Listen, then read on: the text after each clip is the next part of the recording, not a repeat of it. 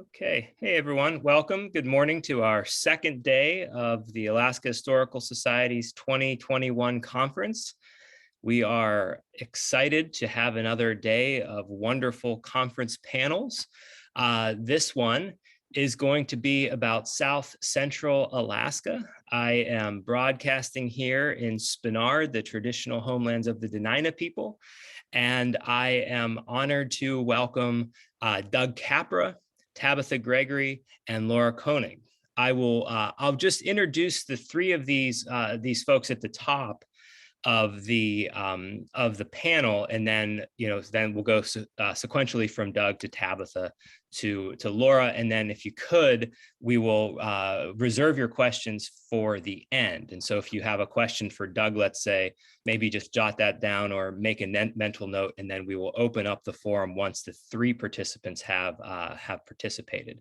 So I will go ahead and introduce Doug first. Doug is from Seward, the author of The Spaces Between: Stories from Kenai Mountains to the Kenai Fjords. He has written the forewords for reprints of Alaska books by American artist Rockwell Kent. Capra has published Alaska history articles, essays, poetry, and plays, and his talk will be The Last Homesteaders, John and Carolyn Davidson at Driftwood Bay. Then we're going to have Tabitha Gregory, holds a BS from UAF and an MBA from Colorado State University. She was born and raised in southeastern Alaska and lived in Valdez for 22 years, where she served as executive director of the Valdez Museum and Historical Archive Association. She'll go second with her talk, Valdez Rises, One Town's Struggle for Survival After the Great Alaska Earthquake. And our third panelist, Laura Koenig, is the artistic director for the Anchorage Festival of Music. She specializes in melding archival research with performing arts. She also performs extensively on modern and Baroque flute, coaches for Alaska orchestras, and teaches at UAA in her private studio. And I can attest that Laura is an incredible researcher, and her topic and talk, New York or London, will have nothing on Anchorage. Music in Anchorage, 1915 to 1930, will round us out with a third talk. So we have an exciting lineup this morning, and I will go ahead and invite Doug to kick things off with his talk. So thanks, everyone, and I'm looking forward to hearing from the three of you, and then afterwards I'm looking forward to hearing from all of the participants here on Zoom with any questions or discussion that they'd like to bring forward. All right, take it away, Doug. Thank you. Thank you, Ian. Good morning to everybody. Just look at the map. You probably had a chance to see it. This is the area that I'll be talking about. You can see the Resurrection Peninsula. Off to the left side, which is the west side, is Resurrection Bay. Off to the right side is Day Harbor. And you can see Driftwood Bay State Marine Park. That's the center of the story I'll be telling today. But the couple I'll be talking about would travel around the Cape, go through the El Dorado Narrows, as you can see. And they had bushwhacked a trail over the mountains to Driftwood Bay. And then you can see they'd head into Resurrection Bay into Seward. So there's a little bit of the area that I'll be talking about today. People disappear in Alaska. They vanish in the forests, on the glaciers, and along the alpine meadows. They dissolve within the winter blizzards on their snow machines or smother under avalanches while skiing. Their inflatables surrender to river rapids, and their boots carry them along trails that evaporate into the wild. Their planes crash into mountains, as author Sheila Nickerson writes in Disappearance, a Map. And once found, they are in too precarious and unstable a position to be approached or too deeply buried. But for now, the bodies are gently covered with crystals of silence and peace. There is no hope, there is no searching. The compass has ceased to spin. There's only the falling snow, the stillness in the sanctuary of true north. People disappear in Alaska. It had been years since I thought about them. John and Ginger Davidson and their son, little 3-year-old Jesse. The couple had an open to entry home site at Driftwood Bay, just outside of Day Harbor, about 25 sea miles southeast of Seward. It was just around the corner of Cape Resurrection. They married in the winter of 1969. Jesse was born in July 1974. They disappeared, all three of them, one evening on August 2nd, 1977. on their way home from Seward, lost at sea. No remains of them or their boat were ever found. This story haunted me for over 40 years in my memory and certainly in my imagination. What happened that early August evening? I've always wanted to tell the tale, but I didn't know how. How does one frame their lives into a fascinating, inspirational, and yet tragic narrative? I didn't know John and Ginger well, but I did know them in Seward during those stimulating and challenging years. How could I explore their pasts and their life at Driftwood Bay? A few years ago, I started serious research. Fortunately, I was able to contact John's 2 older brothers and 2 younger sisters, and Ginger's younger brother and older sister. They wanted me to tell the story and sent me dozens of photographs, letters, journals, and other documents. A few months ago, I started publishing a draft of this book each week in the Seward Journal. I did this partially to flush out more sources. You can access the series at sewardjournal.com. But you need to understand that the story is still evolving. As I continue to research and write, new sources and material arrive each week, and the story frame becomes much wider and deeper. I call John and Ginger the last homesteaders, which some may find rather presumptuous. I think not. They were certainly among the last of a group of brave souls who participated in the Back to the Land movement in Alaska. During the late 1960s and 1970s, they represented the best of that young generation, those who had skills and were quick to learn new ones, those who refused defeat from the brutal forces working against them, natural and societal, those disillusioned with the world and the country, who longed for solitude, peace, and family away from it all. They were the baby boom generation to older, more established Alaskans, the long hairs, the hippies to some. In many ways, though, they were no different from past pioneers who left a world that didn't satisfy their needs in order to live more simply and perhaps reinvent themselves. From the moment they stepped foot at Driftwood Bay on April 1st, 1970, John and Ginger Davidson intended to stay. They were not transients, not simple experimenting in a way of life. They intended to build a real homestead, not just a temporary rustic cabin. They began in a pup tent, then a wall tent, and finally occupied their cabin in December 1971. After 2 summers of grunt work and a winter earning money in Seward for materials, as with most homesteaders, they scavenged what they could. On October 5th, 1969, John Davidson wrote home from Seward, "I have been thinking that the only way I will get much satisfaction out of life is to remove myself from a very sick society and just live on the fringe with it, with a simple life similar to Thoreau at Walden. I don't wish to become a hermit, but I think this will work out later. First, I want to build a place to live. Then if I leave, I will have something to come back to." Ginger's favorite quote, according to her sister, Jan, was also from Henry David Thoreau.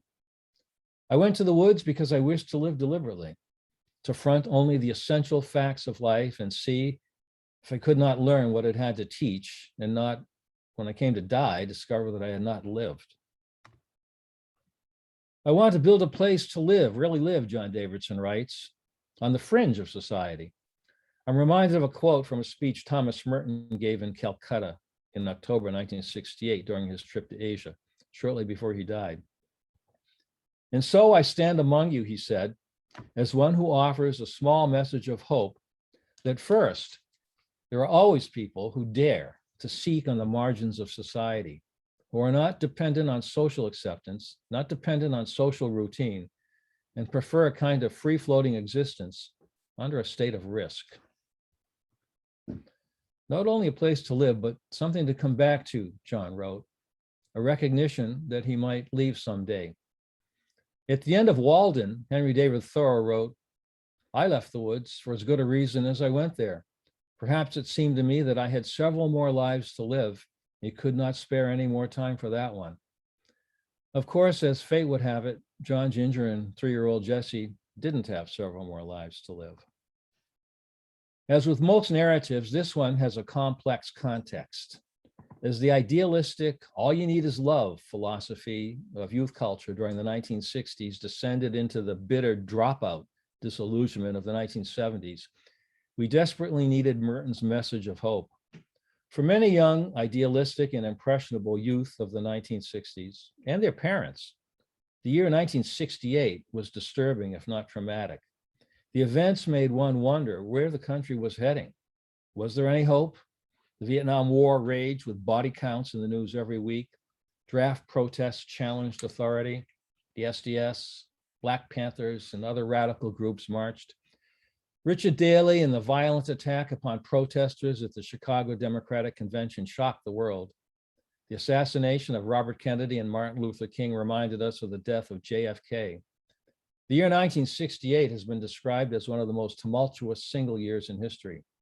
Then, 2 months before John wrote about our sick society, Woodstock happened. For some, like Ginger and John, as the new decade approached, the best forms of protest would be a private one, like Thoreau at Walden, to live more simply and economically independent, learning to need less, waste less, and making things last. They would embrace nature and solitude and live far out on the margin. As Wendell Berry wrote in 1969, it is, in the long run, richer in promise to remove oneself as far as possible from complicity in the evils one is protesting and to discover alternative possibilities, to live as far out on the margin of the economy as one is able. If one feels endangered by meaninglessness, then one is under the obligation to refuse meaningless pleasures and to resist meaningless work. John and Ginger were different, opposite in many ways, but beneath many of these surface contrasts, their essential similarities merged. They complemented each other and became a team. John's family accepted their son's adventurous spirit from his childhood. He was quiet, soft-spoken, focused, yet often immersed in his own solitary world. His rural Pennsylvania upbringing offered him a chance to hunt, fish, and trap. His father was an Assembly of God minister. He wrestled in high school, didn't date, and had one close friend. Early on, he became enamored with early American frontier life. His brother Jim said that if John had been born 200 years ago, he would have been a mountain man. He could design, make, repair anything. He joined the US Air Force after high school and did a 4-year hitch in Germany as a missile guidance tech. And I'll just add here, he just disappeared. He just joined the Air Force. His family didn't know where he went until he ended up in Germany. He contacted them. That's just how he was. He spent his off time hiking the Alps and climbing its glaciers. He learned the art of kayaking in Europe's lakes.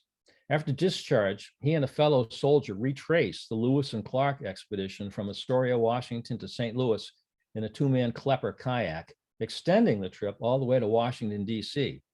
The 4,500-mile adventure took 6 months. All John's siblings attended a church university, Evangel, in Springfield, Missouri.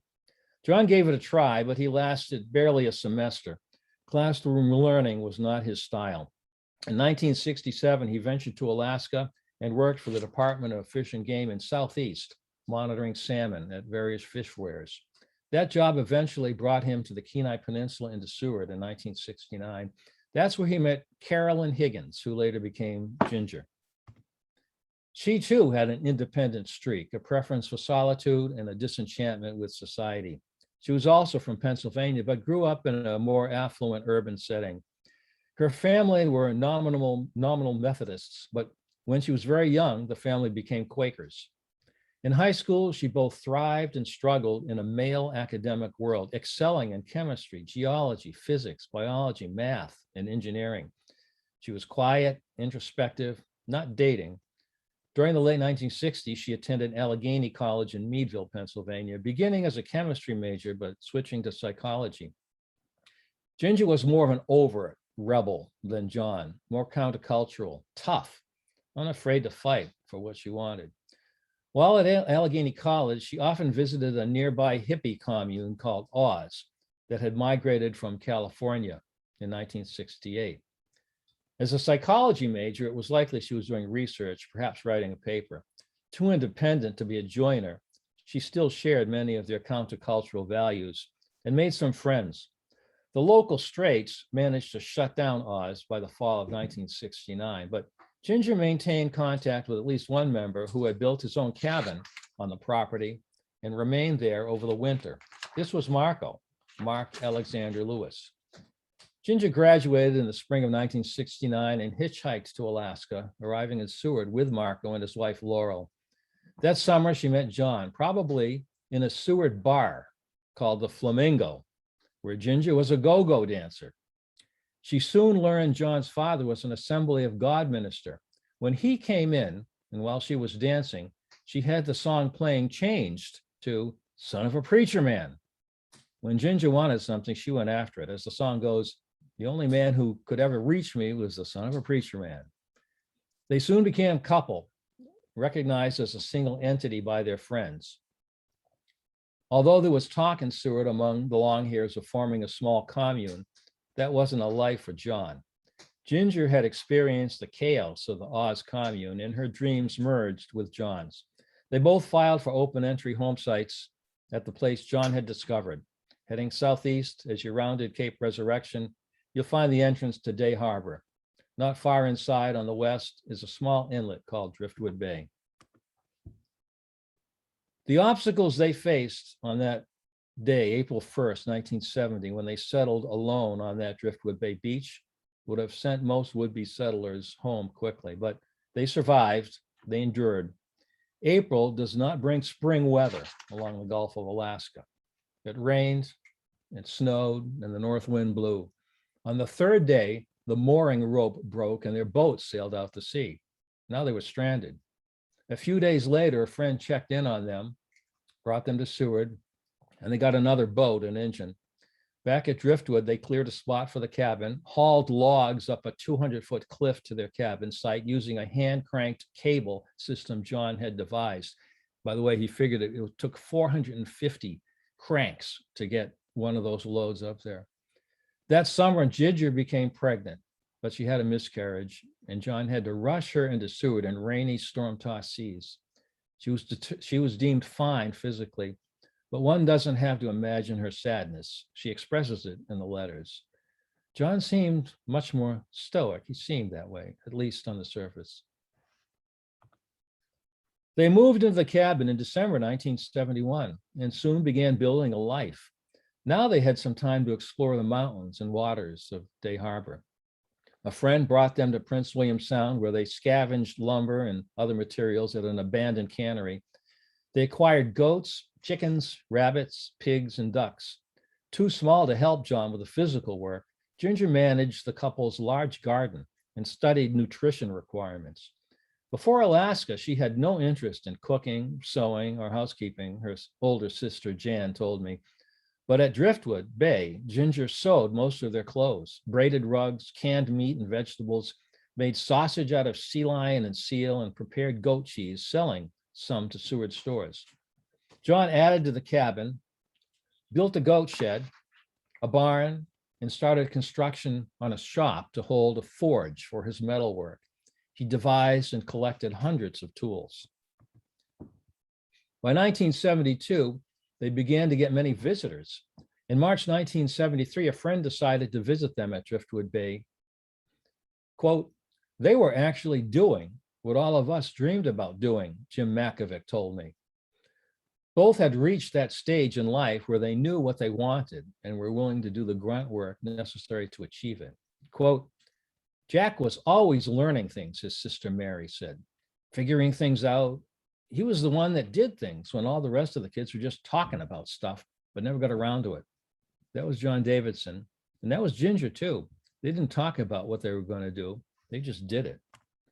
About that time, Alaska writer Lynn Schuler filed for a home site further east of the Davidson along the coast. In his book, Blue Bear, he wrote, quote, "The stout cabins and barns John and Ginger Davidson built on Driftwood Bay lay halfway between Seward and Johnstone Bay. John was the person that every homesteader wannabe in Alaska aspired to become. He made his own tools, pounding scrap steel into shape over a forge of his own devising. And then he used them to turn logs into buildings. Quote, he and Ginger raised a few chickens and kept goats to make cheese, but Most of their meat came from his gun. Sea lions, mountain goats, and deer all made regular appearances on the Davidson table. And by the way, Ginger was famous for her cheese, seal, and sea lion pizza, which was a little too much for some of the visitors. Quote, Ginger mulched barrow loads of kelp into the soil of a huge garden and put away enough vegetables to get them through the winter. By 1975, the Davidsons were living as much of a subsistence life as anyone could along the Gulf of Alaska. Other homesteaders had joined them at Day Harbor, Dave and Bonnie Miller at Anchor Cove, and Fred and Michael Wolker at the head of the bay, and there were several others too. Ginger and John's son, Jesse, was born in July 1974. Their lives changed, and Ginger embraced motherhood. During using her degree in psychology, she kept a detailed journal of Jesse's progress and homeschooled him. Their friends remember Jesse as more than precocious. Before he was 3 years old, Jesse could identify and say the proper names of seabirds, animals, and plants. This accomplishment, as one source told me, was, quote, at an age when many children still have difficulty differentiating a dog from a cow. Over the years, John and Ginger's parents visited and stayed with them at Driftwood Bay. John's parents had learned over the years to accept John for who he was, a mountain man born in the wrong century. He wasn't reckless, but they accepted, as he did, that living on the edge always came with risks. Ginger's father was more concerned with the dangerous life associated with their lifestyle. He offered to buy them a farm in British Columbia. The couple considered it for a time, but eventually turned him down. In July 1977, just weeks before they disappeared, Ginger's parents visited. Her father offered to buy them a bigger and better boat. Now, John was still using various smaller wooden open vessels. Ginger and John turned him down.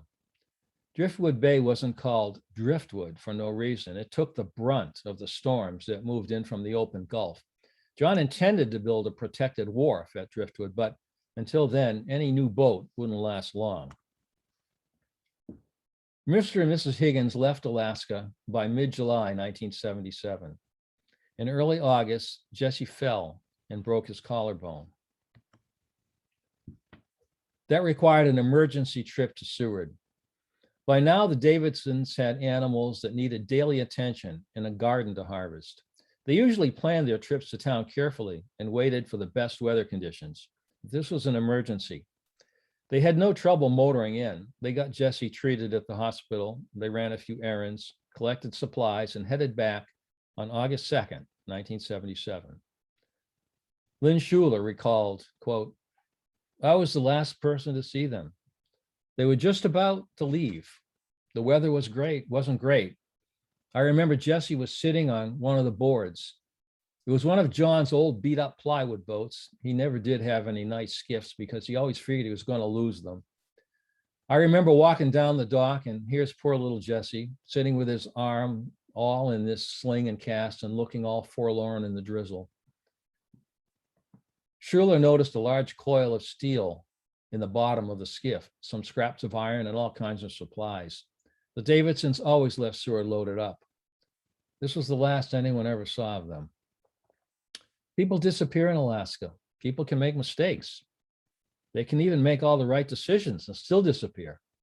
That's the way it is in Alaska. The longer you live on the edge, like Driftwood Bay, the better chance you give the edge to win. Out in the bay, another vessel coming in saw them heading out and wondered why they were leaving so late in the day with heavy seas at Cape Resurrection. Sometimes in bad weather, John would drop Ginger and Jesse off to hike a trail over the mountains from the El Dorado Narrows right into Driftwood Bay. Then he would go around the Cape alone. Some wondered why he didn't do that. But daylight was quickly fading, and they had learned that with a loaded boat and rough seas, it was sometimes too difficult to land on that stony beach. And this time, Ginger would have had to carry Jesse up and down the mountain. And perhaps as the weather moved in, the seas going back looked just as bad as going forward. Sometimes you get in a position where there's little time to talk and make decisions. You have to act fast. We'll never know the quick, tense conversation between John and Ginger. We'll never really know exactly what happened. We do know they never made it back to Driftwood. Friends and authorities searched the area for several days. lost at sea. No remains of them or their boat were ever found. Any questions? You know what, Doug, we'll take questions at the end. I think just that way we can go ahead and keep the presentations moving. But that was really terrific, and I think I certainly anticipate there being lots of questions about that. Perhaps some people have some theories, but Right. yeah, please do hold. What's that? Yeah. Stop my share. That's it. Yeah. Tabitha, you'll want to go ahead and jump in and begin to share. And we'll move to our second presenter. So thank you, Doug. That was great. And whenever you're ready, Tabitha. How's the audio? Sounds good. How's the visual? Looks great. Great. All right. Good morning.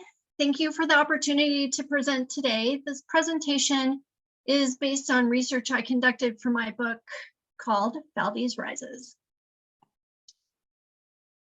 Communities across the globe are currently involved in planning moves, compelled to do so by rising sea levels and an increasing number of larger than ever natural disasters.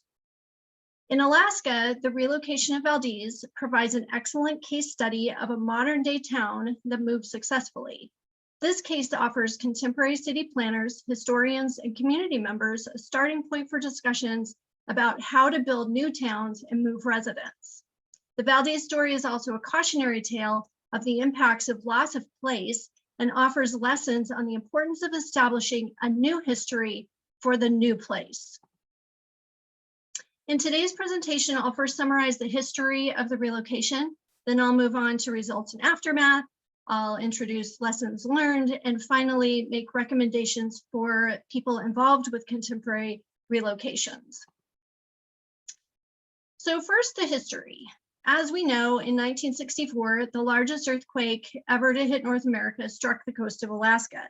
Valdez sat just 45 miles from the epicenter. Here, buildings crumbled, roads cracked open, and the entire waterfront collapsed. Within days of the quake, officials decided they could not rebuild Valdez. The site was unstable. Instead, the entire town would move to a location 4 miles west. At the time of the quake, Valdez struggled economically. Its gold rush heyday had long passed, and the population of 550 people subsisted on state jobs, seasonal construction, fishing, and tourism. The town's infrastructure and buildings, much of it built 50 years earlier during the gold rush, were weathered and aging. The town had grown haphazardly over the decades without planning, zoning, certainly without building codes. Just a day and a half after the earthquake, President Lyndon Johnson declared the coast of Alaska a disaster zone.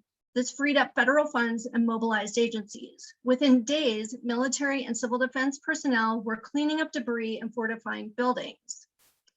Over the 4 years it took to move, 9 governmental agencies provided support. The most important of these were the Federal Housing Administration's Urban Renewal Administration, the State of Alaska's Housing Authority, referred to as AHS, and the Army Corps of Engineers. One of the first actions was to design the new town. In June 1964, just 2.5 months after the quake, the state of Alaska contracted with a Chicago firm. The young architect, Paul Finfer, saw this as an opportunity to create a town from scratch. He had been educated at the renowned Illinois Institute of Technology under the tutelage of some of the nation's most preeminent mid-century designers, including Mies van der Rohe and Ludwig von Hilbersheimer. In short order, Finfer laid out a model of a contemporary community. He drew a town that was a near replica of the conceptual communities he had studied at school. Of note, he split the town into residential, business, and industrial zones and incorporated cul-de-sacs and parks, features that became commonplace across the US. His design also addressed local concerns such as desire for spacious lots, separation of mobile homes, and adequate space for snow removal. The new town's arrangement was practical and modern and nothing like the old town. Concurrently with designing the new town, AHS instituted a buyout program for Old Town properties. They contracted with 2 appraisers who swept through town, setting values on each property. The Federal Urban Renewal Administration then adjudicated the appraisals, established a buyout price, made offers to each owner, and cut a check. Families pieced together these proceeds along with federal disaster loans and personal savings to get settled in the new town. The Army Corps of Engineers built the new town's public infrastructure beginning in the summer of '64. By the end of '65, the roads, commercial dock, small boat harbor, city hall, and the elementary school were largely complete. The regional telephone and electrical co-ops expanded into Valdez and built the new networks. The city council owned responsibility for Newtown lot allocations. In spring of '65, they established a preference rights system whereby people who owned and resided on Old Town properties received first dibs on lots in the new town, followed then by owners of rental property and undeveloped land. Residents applied for specific lots, and the council resolved conflicts as they arose. New Valdez homes reflected the 1960s style and the immediate needs of residents. Many residents built split levels and ranchers, like this one that stands in Valdez today. Some chose prefabricated structures. Others chose the ubiquitous trailer house. Many Valdezans took the opportunity to improve their housing situation. They built energy efficient homes with modern systems, multiple bathrooms, bigger windows, fewer stairs, and even attached garages. Some families did choose to move their Old Town homes instead. All of these homes, new and old, had to meet strict modern building codes.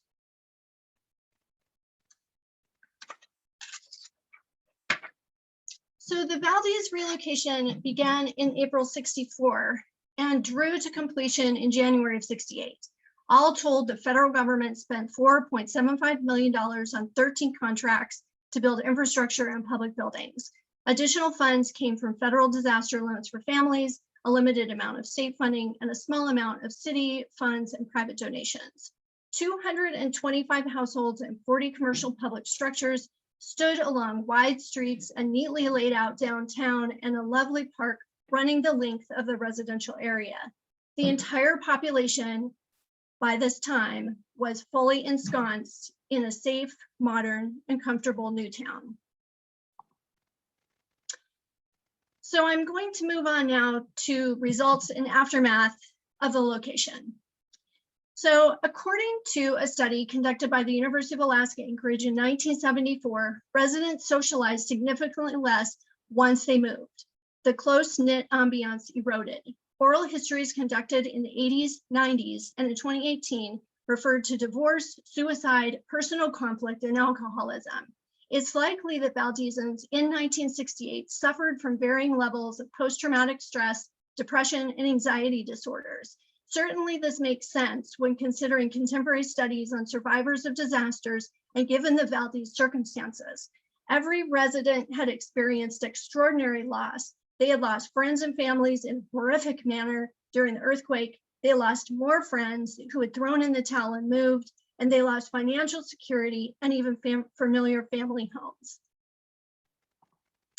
Incredibly and coincidentally, in March 1968, just weeks after the last person who migrated out of Old Town, and while residents were still settling into their new lives, Humble Oil and Arco pumped the first crude oil out of Prudhoe Bay. That summer, Valdez's local leadership began their campaign to win the pipeline terminal, and by mid-1969, the deal was done. The town's economic future was secured. Also by January 1968, as planned, Old Town was abandoned and silent. Over the course of the relocation and the following years, the buildings, streets, touchstones, and visible ties to its gold rush origins were largely lost. Viewed 57 years later, this loss was titanic. It impacted the way residents came to view their new town and bred a deep yearning for Old Town that was passed down to future generations of Valdez, even those who had never lived there. Loss of place can be broken down into three components: material culture, structures, and the site. So loss of material culture. Anything left in Old Town after relocation was subject to destruction and disposal. Some community members salvaged material from the abandoned buildings, at times illegally, and some of this was diverted into private collections. Other material was sold at auction by private owners to raise funds for their moves. In one extraordinary case, hundreds of artifacts from the oldest going concern, the Valdez drugstore, went up for auction in 1964. Items sold included a mirror from a steamship, music cabinets, Victrolas, early dental and optical equipment, art, frames, clothing dating back to 1914, even jewelry dating back to 1850.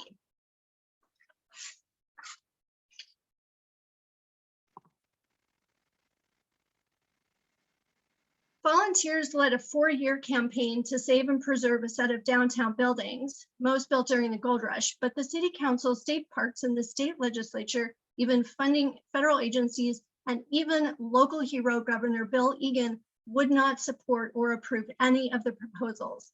The decision makers worried about the unstable land, ongoing safety at the site, and long-term financial obligations. By 1974, all of the abandoned buildings at the Old Town site had been burned and bulldozed. The Old Town site went into disuse. Alder and willow and cottonwood grew into a tangle. Pipe for the taps construction took over much of the site. Today, pilings, a foundation, and several pothole dirt roads exist. So moving on to lessons learned. Modern day community planners, historians, and community members may draw upon the Valdez relocation epic.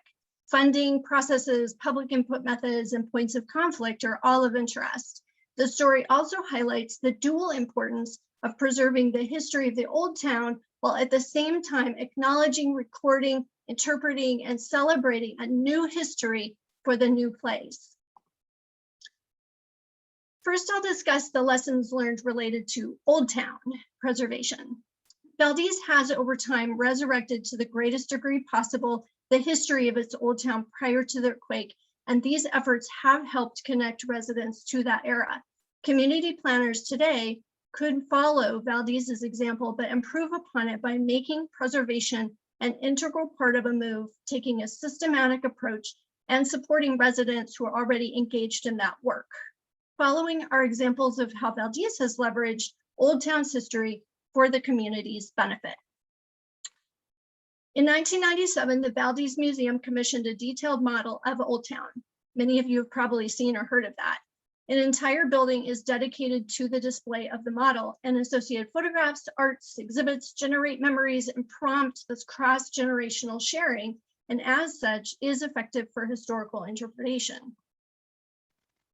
Although many buildings were razed, 52 of them were actually saved by families who chose to move those homes from Old Town instead of building new. Today, these houses, all of them privately owned, form a dispersed network throughout the original Newtown core and are valued by contemporary residents. In 1982, Tom Van Broecklyn published a booklet of these houses, and it is still the authority. Additionally, the Valdez Museum offers walking tours off and on of these structures. For 50 years, a moratorium prohibited permanent construction at the Old Town site. Indeed, the location is still geologically unstable.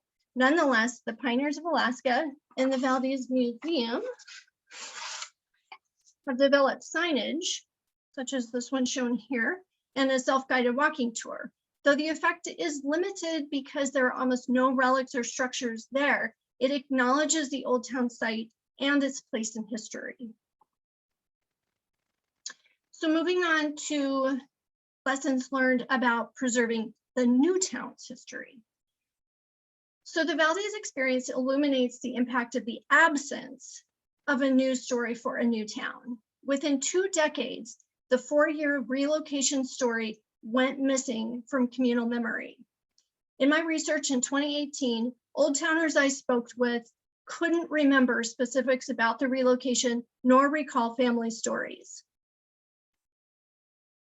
I believe the following problems account for this loss of place and led to a perpetual feeling of dislocation.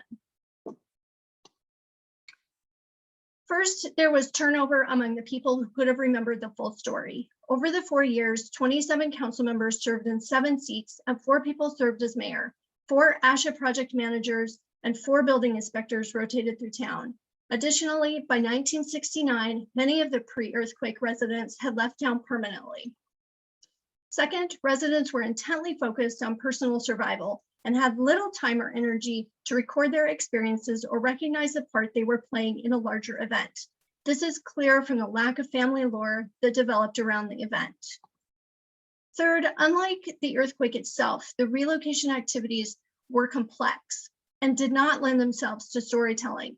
The process was bureaucratic, filled with paperwork, loan applications, engineering reports, and public meetings.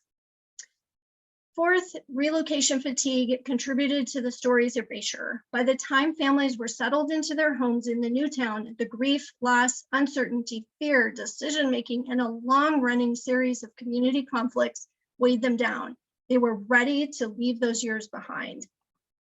Last, oil fever and pipeline construction overwhelmed the relocation story and inundated Valdez with thousands of new people, none of whom knew about the events that had just transpired. By the 1990s, Valdezans said their town lacked character. Residents and visitors both expressed confusion and disappointment that the town lacked a gold rush vintage historic district. Numerous studies in the 90s and into the 2010s sought to make the new town more homey, welcoming, character-filled. Studies called for the new town to mimic the old with gold rush era false fronts. Gold Rush Centennial grants funded interpretive signs throughout the new town, focusing on the old town's origins.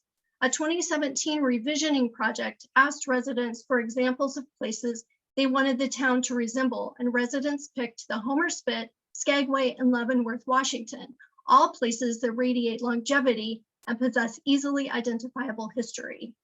Valdezans and visitors alike continue even today to complain about the lack of visual appeal of the town's built environment.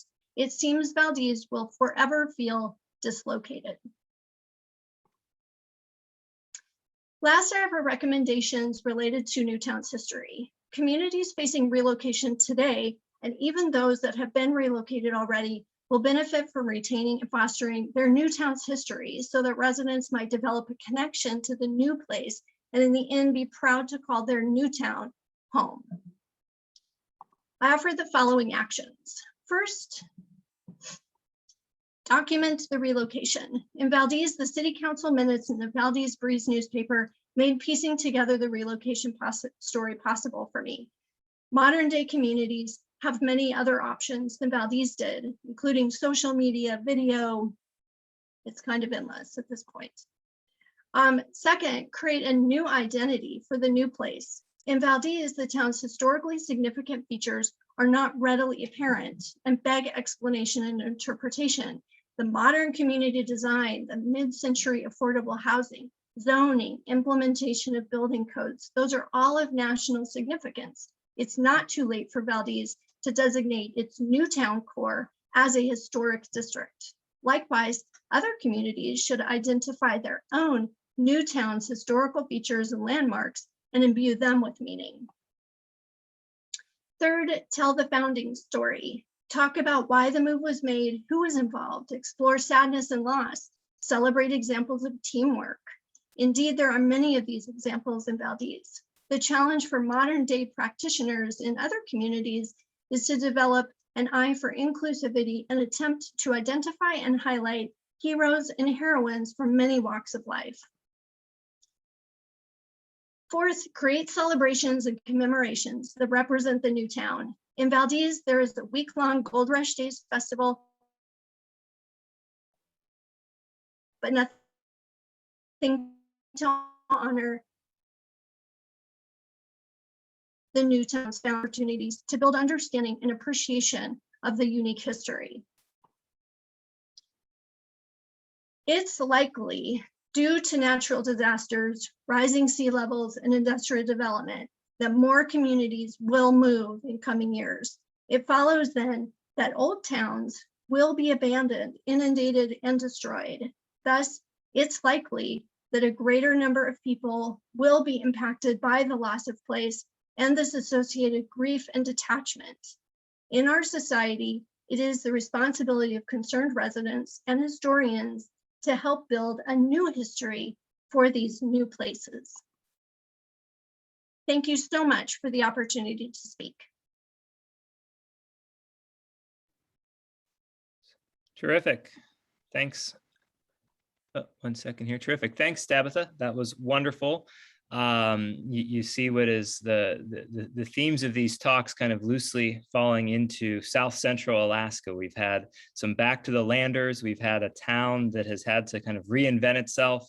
And last but certainly not least, Laura will talk about Anchorage and the music scene here, again, following the theme of South Central Alaska. So all of these three stories are kind of tied to a geographic theme. So Laura, go ahead and take it away. And again, we do have until 11:30. We can maybe go over if the conversation is particularly dynamic and folks have questions. But again, I am monitoring the chat. So if people have questions, go ahead and put those in the chat, and then we'll organize our panel discussion following Laura's talk. Take it away. Thanks.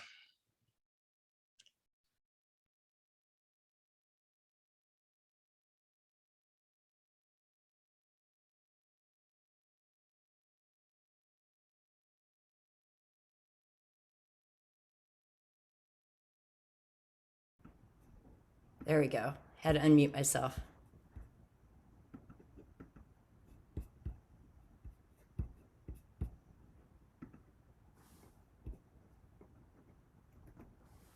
New York or London will have nothing on Anchorage. A brash statement today, let alone in January 1922, only 7 years after Anchorage's founding and barely 1 year after incorporation.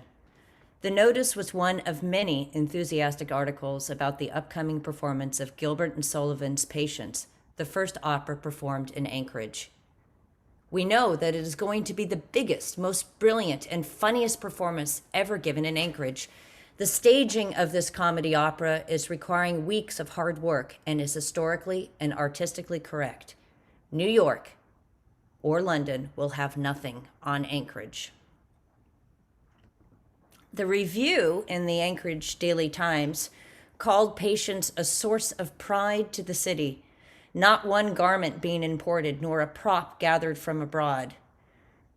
The performance had major community figures with cameos: Dr. John Beeson, U.S. Marshal Clarence Mossman, Dr. Edward Spalding, who was the president of the Chamber of Commerce. Spalding was also the president of the Anchorage Choral Society. Patience was the second major endeavor of the Anchorage Choral Society. Its premier performance was Anchorage's first full-length classical concert, April 11th, 1921. The first concert celebrating Henry Wadsworth Longfellow was sophisticated and complex, weaving literary arts, oration, chamber music, and a large-scale choral work. The review of the Longfellow concert acknowledges a seminal shift in the art scene of the recently incorporated city. The evening combined an intellectual and musical program that reflected credit upon the sponsors of the entertainments and ushered in what is destined to become a popular departure in Anchorage society. The Times was generally very supportive of the arts, specifically music. The editor and owner, Charles Heron, was a base in the Choral Society. The opera and concert were extraordinary given Anchorage's short history as a city, but in many ways, Anchorage's music scene was similar to that of other parts of the territory or smaller towns in the States. Before radio, hearing music meant creating it yourself or embracing the relatively new technology of the phonograph. Popular sheet music arrived on every boat in Anchorage, and instruments could be ordered at the local photo shop or drugstores. You could also catch a concert of phonograph recordings at Edison's music shop. Or you could hear live classical music at the Montana Pool Room, founded when Anchorage was still a tent city. Classical music rendered every afternoon and evening, piano and violin. You will like it. Whatever the proprietors of this art palace of Anchorage defined as classical music, they wanted to appeal to a broader, more cultured clientele. Their featured pianist, for example, had a repertoire ranging from the sublime to the ragtime. Like many American cities, Anchorage had a thriving band. In fact, Anchorage had two bands. Charles G. Bacon, a painter and paper hanger, helped form the first Anchorage community band. Bacon was also the secretary of the labor union. He called on businesses, and specifically the Alaska Engineering Commission, to keep good musicians in Anchorage by employing them as sheet metal workers, plumbers, or clerks. Bacon also threatened to boycott the 1918 Decoration Day celebration unless the band received monetary compensation. Alas, the committee does not feel justified in hiring the band at the price named, and unless the prevailing spirit of patriotism prompts the members, the parade will keep step with silent music. The band showed up. The Times tried passive-aggressively to diffuse the situation in an editorial titled "Loyalty Not Questioned." We regret to have to admit that this local band organization has not received the financial aid to which it is entitled. They blamed the war. Charles Bacon's directorship was interrupted in late 1919 after his arrest for dealing illegal liquor. The First World War may have indeed been a factor in quashing the very first attempt at founding a choral society. The Anchorage Choral Club had aspired to realize a full-scale choral concert with vocal soloists and instrumentalists. Rehearsals were going so well that the Times bragged in January of 1917 that Anchorage should have such an organization as this is a matter for congratulation. Usually, only towns of much larger population than our own undertake anything of this character. The concert never materialized. The Anchorage Choral Club director, Mark C. Dolliver, shifted his attention to forming the Moose Band and developing a repertoire more in step with parades and patriotic display. It was also basketball season, and Dolliver was in demand as a referee. The only large-scale performance in town that spring was a vaudeville-style extravaganza in honor of St. Patrick's Day, with dramatic scenes, parlor dancing, a few songs and guitar pieces, and a war preparedness drill for school children. These types of variety shows were common. 1920 brought renewed hope for those wanting a more sophisticated art scene. The Anchorage Women's Club, a staunch supporter of education and the arts, created a fine arts division in 1920 within the organization. And in 1920, the Anchorage Public School hired a new superintendent, William Francis Parrish, known as Professor Parrish. Professor Parrish had a strong musical background as a performer and educator.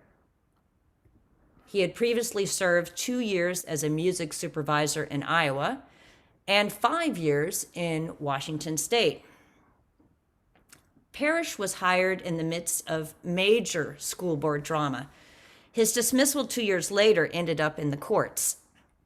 But under his tenure, Professor Parrish strongly encouraged music in the Anchorage Public School. He also oversaw the founding of the Anchorage Choral Society and its first concert. The first meeting of the Choral Society in January 1921 brought great excitement. Lovers of music are well aware of the personal benefits and pleasure to be derived from working up a high-class musical composition, and by association, the local vocal and instrumental talent could soon be a distinct asset to Anchorage. Within 1 week, 30 people had joined.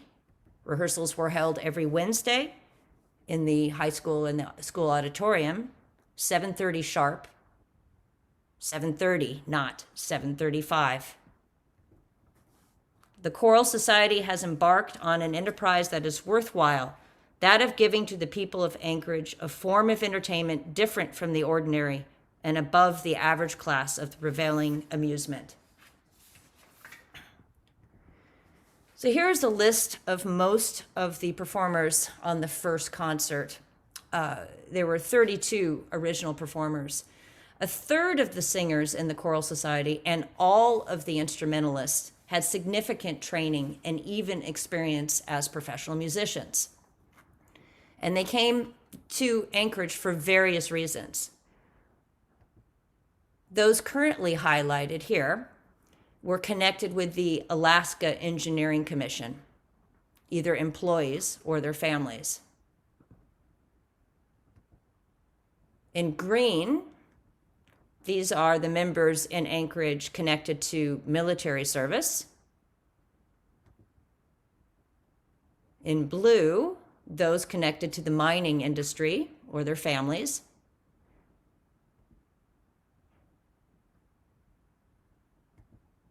Those who traveled to Anchorage from the States to start businesses in the new city. Attorneys, a banker, and a mortician. And those who were already in the territory but relocated to Anchorage. Finally, those who were in Anchorage specifically to work with education. I want to go over a bios of a few select individuals. Jane Mears, perhaps the most famous of early Anchorage musicians, at least in today's histories. Jane Mears dreamed of an opera career in Chicago before her marriage. She was also a fine pianist, and in Anchorage, she was a performer, and she had her hand in about every organization, from the school to the women's club. Less known is Mabel Zannheiser. Mabel Zannheiser of Pittsburgh was a trained mezzo-soprano singing professionally in New York City.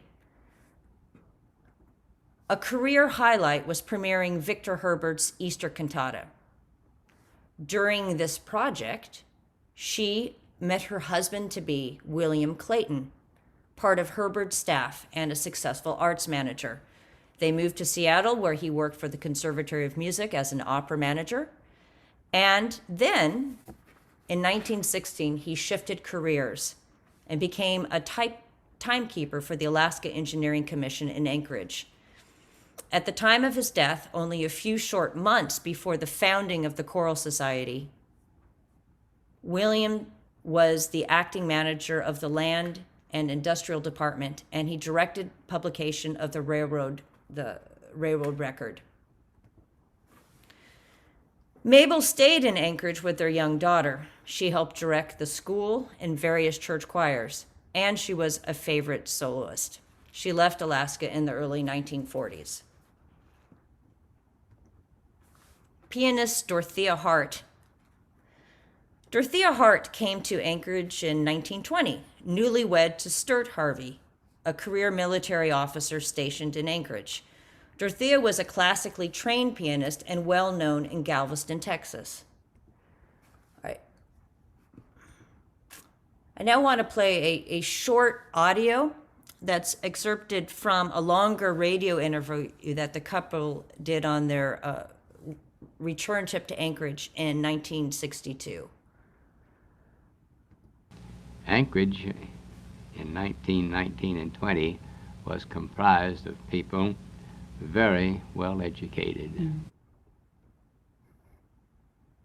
Sorry, do that one more time. Anchorage in 1919 and 20 was comprised of people very well educated. Most of them were college people. A lot of them had come in here who had been here in the gold rush days. You take, for instance, the chief painter. He had been a contractor. He'd be in his painting uniform throughout the week, and Saturday night would come, he'd put on long tails. The men wore long tails in those days. And what was true of the painter was true of the carpenters and many of the people. The laboring class then were men of college standing and education. It was a wonderful little town in which to work and live. Still is. Still is. Still a lot of educated people with remarkable backgrounds here, too. It's amazing. Dolly, I understand that you were interested in music in those days, too. Well, yes, I have always been interested in music, and when I arrived, my first opportunity to have any connections in that way were with an invitation from Mrs. Mears to direct the choir. That was the first opening. She goes on to specifically discuss the 1922 Gilbert and Sullivan performance and a young pianist named Harold Kirkham. Michigan-born Kirkham had studied and taught music before attending medical school and joining the military as a medical officer. He was renowned in Anchorage for both his popular and classical piano skills and very sought after as an accompanist. Tenor Charles Kemp was a clerk and leader of one of Anchorage's busiest dance bands. He studied music at Dartmouth in the 1890s. He also sought additional vocal coaching in Boston before the Alaska Gold Rush called him north. His home newspaper in Vermont published a letter about his trials and tribulations, including the loss of a close friend during a raging snowstorm in Alaska. Kemp led bands and theater companies throughout the territory. Here he is in Nome, before settling in Anchorage and founding his dance band. Ulla Riggs Thompson was passionate about both music and drama. She and her attorney husband, Arthur Thompson, were one of Anchorage's first power couples.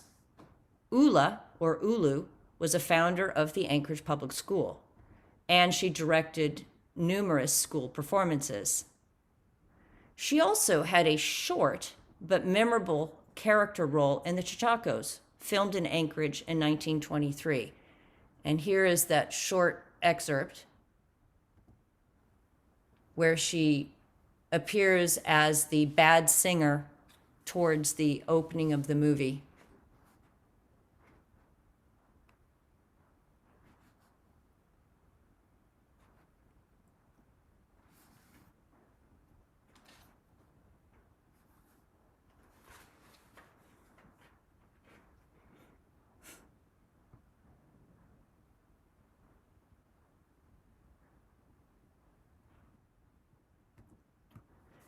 Her new Hollywood friends encouraged her to go to Los Angeles for stardom, but fame was fleeting.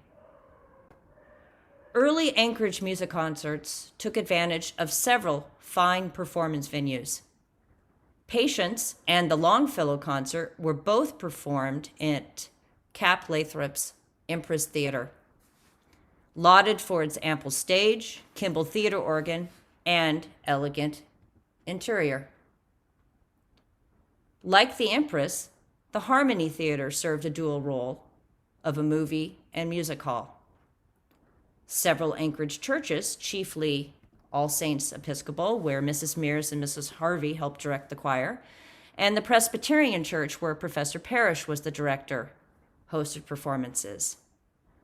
In fact, a few months after Patience, Parrish organized a full sacred cantata. He had handed the reins of the Choral Society over to Marion Hitchcock, the wife of a popular Army major. She was the director and star of Patience. She also led the Anchorage Choral Society's next concert, a program of folk songs, in early 1922. Anchorage was also on the radar for national and international tours. Later in 1922, for example, Hungarian violin virtuoso Laszlo Schwartz had a performance in Anchorage where he collaborated with both Mrs. Mabel Clayton and Marion Hitchcock, the star of Patience. The review of 1922 and April 1923 featured the Empress Orchestra. The Times proclaimed the orchestra as creating, quote, the final touch of metropolitanism. Anchorage was riding high in 1922 to 1923, and the arts reflected this optimism. But the Anchorage Choral Society did not survive the completion of the Alaska Railroad and the departure of some key individuals, as well as monetary resources. It struggled even in the midst of successes. The notice elevating Anchorage to levels of New York and London, for example, was also a financial distress call of $700. How will receipts be disposed of? What are you going to do with the money? This question has repeatedly been asked members of the Choral Society. In answering, we will say as the urchin who was eating an apple replied to a playmate's request for the core, there ain't gonna be no core. Despite a lull in concerts of a major scale, nearly half of the performers in the first concert were still active musically in Alaska through 1930 and beyond. The majority of these in Anchorage. Music education remained crucial to the public school curriculum. By 1930, the Anchorage Public Schools had a music supervisor and a designated music instructor. Students could also receive school credit for private music study.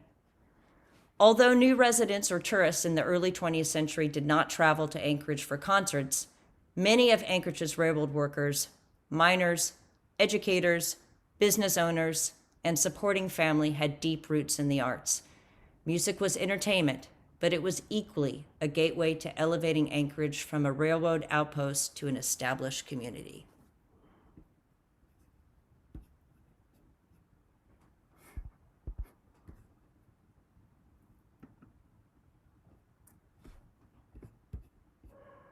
Thank you.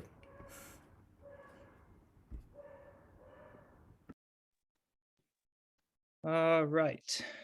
Let's see here.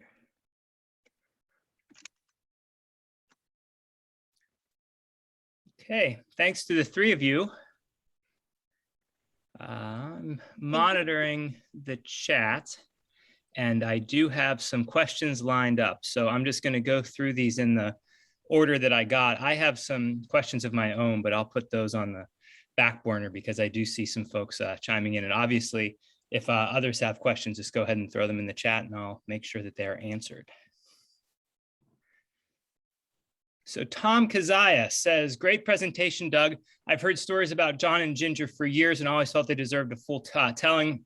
He's looking forward to your book. So Doug, you want to get on that. There is another question from Tom jumping down. I'll just kind of try to lump these together with folks who are posing them here. This one's to Tabitha. Do you know anything about an Indian cemetery in Old Town, perhaps related to the Russian Orthodox Church there? No, I know nothing about and never heard when I lived there of any references among the Old Towners or anyone else to an Indian cemetery or Native Alaskan cemetery.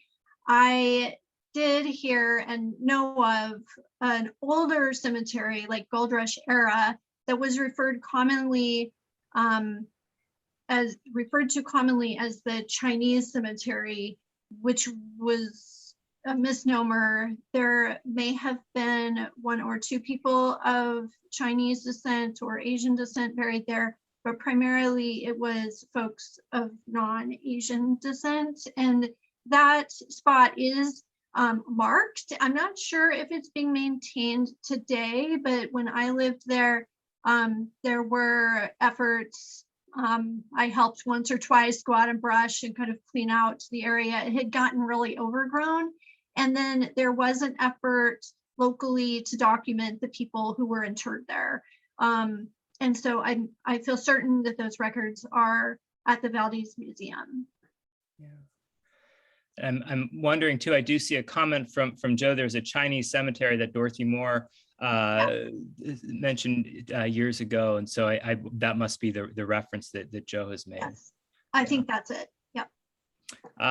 Let's see here. David Ramser has two questions, one to Tabitha and one to Doug.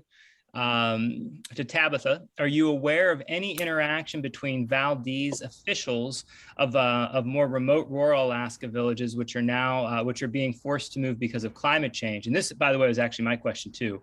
And I'll kind of piggyback on that. You know, I'm just thinking about the costs associated with these movements, and it strikes me that Valdez is maybe a test case of something that we're going to be seeing a lot more of. And one of the things that I was curious about is, as climate change does threaten a lot of these coastal communities, who's going to pay for it? It seems like you've got this wonderful plan laid out, but I'm just curious, you know, like, is there a financial plan along with it? So yeah, this is a question both David and I are posing, kind of about climate change and perhaps the future of some of these places in Alaska that are certainly threatened and may have to move, as Valdez did, for a very different reason, obviously.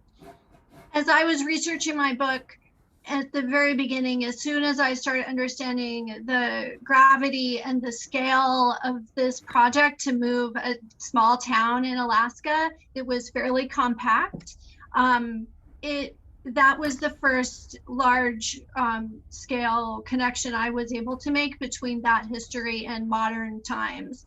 Is, wow, this is something this story of Valdez is extremely relevant, extremely timely, because there are communities, and a quick Google search will show you how many towns are actually starting to plan moves and actually engaged in moves today because of global warming and rising sea levels. Obviously, mostly coastal communities, but there are some villages, communities in Louisiana, Panama, Alaska, even. There are communities in the north that are looking at moves. So in terms of Dave's question specifically, so I would say no, there have been no communications between Valdez officials and these other communities. And here's why: because the relocation story in Valdez was truly lost. It was lost. And my research in my book was my effort to bring that forward, to document it, and because it had gone missing for so many years, Valdez really has yet to understand and have an opportunity to learn about, and therefore embrace the significance and relevancy of its relocation, and then sort of turn that into kind of a teaching moment, if you will, where then Valdez can go and share that story and lessons learned with other communities. I hope that the story can be used by contemporary communities to think about their moves and the impact, the serious impact on the community, both as they're moving and in the future. Yeah, thank you for that. And David Ramser also had a question for Doug, which I will pair with another question for Doug from Karen. So I've got two questions coming at you here, Doug.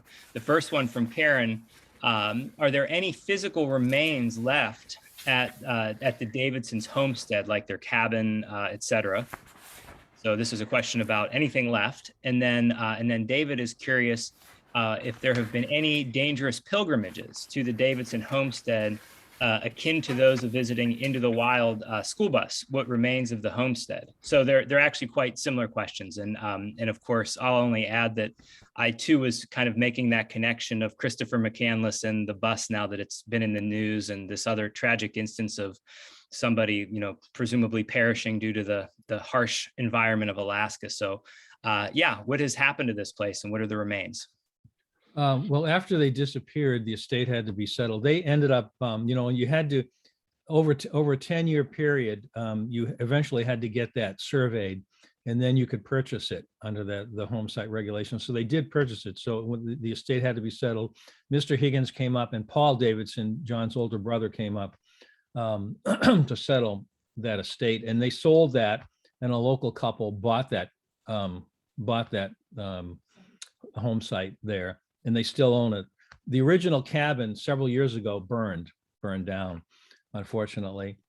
And there are some remnants of the site out there. I mean, there was a barn, quite a large barn, and a workshop, a large workshop. The remnants are out there, but as all of you know, it is just amazing how quickly the wilderness will take over. I don't care the most beautiful, careful homestead that you build. I'm reminded out at Nuka Bay.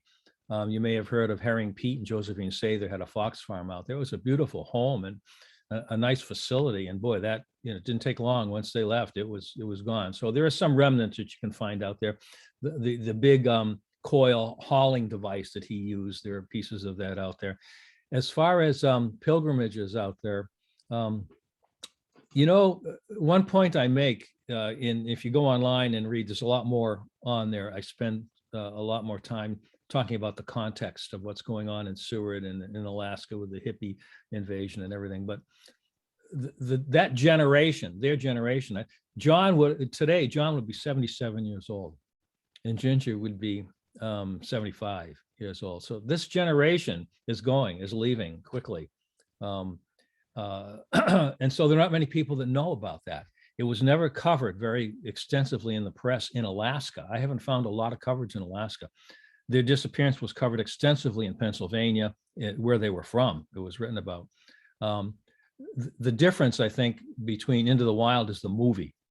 That's what began the attraction. And there's such a big difference between them. I mean, the young man in Into the Wild really he wasn't homesteading. He didn't really understand the wild that much. But I mean, these folks were very, very different. I can see it happening. Although Driftwood Bay now is a Marine State Park, and the couple that have the home site out there, I don't know if maybe it's an inholding. I don't know how that works. Maybe they own that within a Marine State Park. So it's private. It's private out there, but people could certainly motor into Driftwood Bay or kayak into Driftwood Bay. I can see kayakers doing that. A lot of the old timers that I've interviewed, there's some still out there, and still some that you homesteaded out there that are going out there off and on. They occasionally will go there just to remember the old days, but those days are passing. So no, to my knowledge, no dangerous pilgrimages out there, but perhaps a lot of trips out there from people who do remember them. Thanks. This is Karen. I just want to jump in. Doug, do you have a link to those online articles you're talking about? Yes. Yeah. If you go to sewardjournal.com, pretty simple. Right up on top of that page, there's a banner. And it says the last homesteaders, and you click on that banner and you can get all the way back to number 1. I'm getting ready to put in part 20 this week. So there'll be 20 right now. So you can get to one, read the whole series. But keep in mind, it's a draft. I mean, just this week, I met a couple who came to Seward. They were hippies that came to Seward in 1974, and they were going to work in Alaska and earn money to buy a farm in the Midwest. But they went out to visit the Davidsons. They got to know them pretty well. And like the wife said, after that, we wanted to stay in Alaska. They went to Homer and got a home site in Homer, and they built a beautiful home site. I think it was Bear Cove out there. Now they're in Port Townsend, but I'm meeting more and more people from this generation who came up here and tried to. So go to sewardjournal.com, find the banner on top, and you go back to read all the articles. Okay, yeah, so I put that in the chat. Sewardjournal.com. Is Seward Journal all one word? One word, yeah, one word. Yeah. Okay, thanks. Mm-hmm. Oh, that's great information. I hope folks can take a look at the website and learn more. We do have some questions for Laura as well. Chris Allen was happy to learn more about his hometown and a bit about the culture, I would imagine. Much of this was certainly new to me as well, and I appreciate that aspect of Laura's talk. As for questions, I'll throw 2 at you. One from Steve Haycox. Did you find any impact on the Anchorage music scene from the 1918-1919 flu epidemic? Good question. And Ron Inouye also has a question for Laura. Local newspapers are usually boosters. Were there other opinions about performances via competing newspaper or information sources? Yeah, sure. On the first one with regard to the Spanish flu, certainly sort of parallel to this, there's discussions about various families needing to go into quarantine, not necessarily for the Spanish flu, but for other diseases. So nothing directly to that. I will say, though, that the Choral Society's president, Edward Spalding, became Anchorage's health inspector in addition to being the president of the Chamber of Commerce. So he would routinely go around and decide who would be quarantined and who would not be quarantined. So indirectly, I guess, one of the singers in the Choral Society was Anchorage's quarantine master. But affecting the actual music, there were other probably greater forces at play at the same time, so it would be hard to separate or muddy that. With regard to other opinions on the performances, as far as inside of Alaska, nothing very objective. I have read a few accounts of some of the celebrations or the musical contributions that happened when Harding visited in 1923 in engineering diaries for the Alaska Railroad, and I don't think they had any reason to say that the performances were very good or the speeches well received. So those were positive. But I will also say that I have looked at reviews in larger papers of these performers individually. For example, Mabel Zanheiser, when she premiered that Victor Herbert cantata, she was very well received by the New York papers, which also gave bad reviews to people routinely.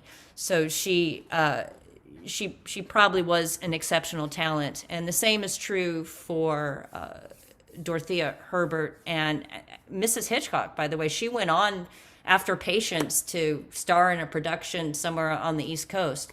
So whether those papers have the same lens, and I well know, especially since Charles Heron was part of the organization, that he was going to be a booster for everything. But it does feel that it was generally, certainly well attended, the events. Thanks, Laura. Ron has a question for Tabitha as well. This one is: Alaskans have moved from villages to larger cities for healthcare, et cetera. Are you able to follow those folks once they get to larger cities where they are immersed in the local history and their village history is lost? It's a good question.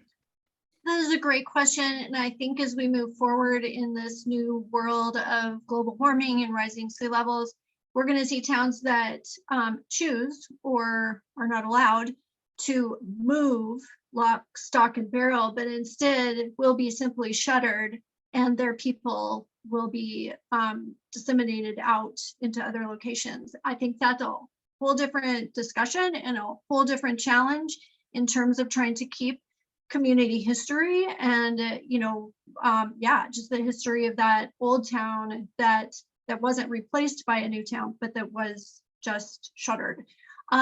I found it very difficult to track people who didn't have a long family history in Valdez, but who I knew had left town and who had also played a pivotal role in the Valdez relocation.